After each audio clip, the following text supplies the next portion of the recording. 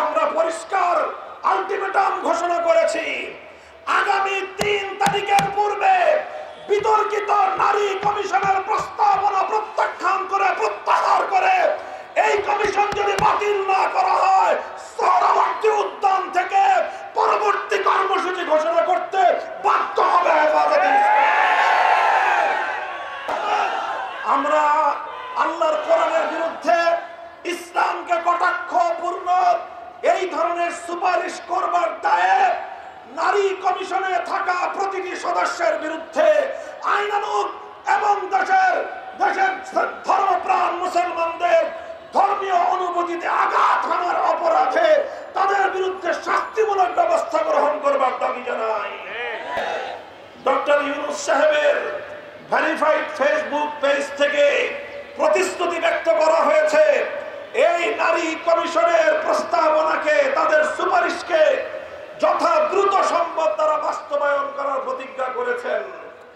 এই প্রতিজ্ঞা করার পর অর্থাৎ তারা আল্লাহর কোরআনের আইনকে, যতটুকু আইন পারিবারিক এবং উত্তরাধিকার আইনের মধ্যে এখনো বিদ্যমান রয়েছে, সেটাকে নাকি বাংলাদেশ থেকে উৎখাত করবেন, এই প্রতিশ্রুতি দিয়েছেন, এই অঙ্গীকার করেছেন ডক্টর ইউনূস সাহেব।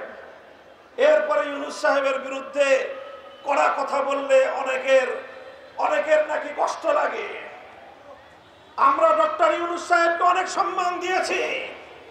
আমাদের পরিষ্কার কথা, আল্লাহর কোরআনের বিরুদ্ধে যদি অবস্থান নেন, তার সঙ্গে শেখ হাসিনার চেয়ে ভিন্ন কোন আচরণ আমরা করব না।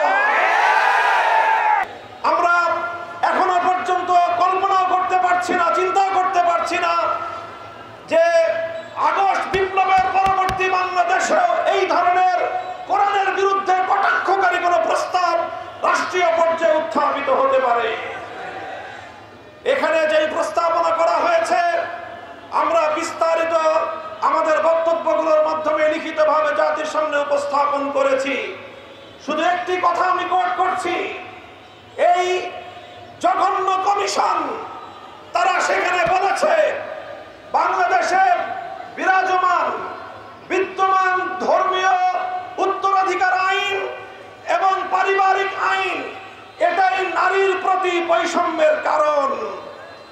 অর্থাৎ ভিন্ন ভাষায় বলতে গেলে তারা বাংলাদেশে নারীর প্রতি বৈষম্যের জন্য কোরআনের আইনকে এবং ইসলামের আইনকে সবচেয়ে বেশি দায়ী বলে সাব্যস্ত করেছে। হে ধর্মপ্রাণ মুসলমান, আল্লাহতে বিশ্বাসী, আল্লাহর কোরআনে বিশ্বাসী মুসলমানদের কাছে আমি জিজ্ঞাসা করতে চাই, আল্লাহর কোরআন আল্লাহর জমিন থেকে সকল বৈষম্য দূর করে ইনসাফ ভিত্তিক সমাজ গড়বার জন্য নাজিল হয়েছে, কথা বিশ্বাস করো কিনা?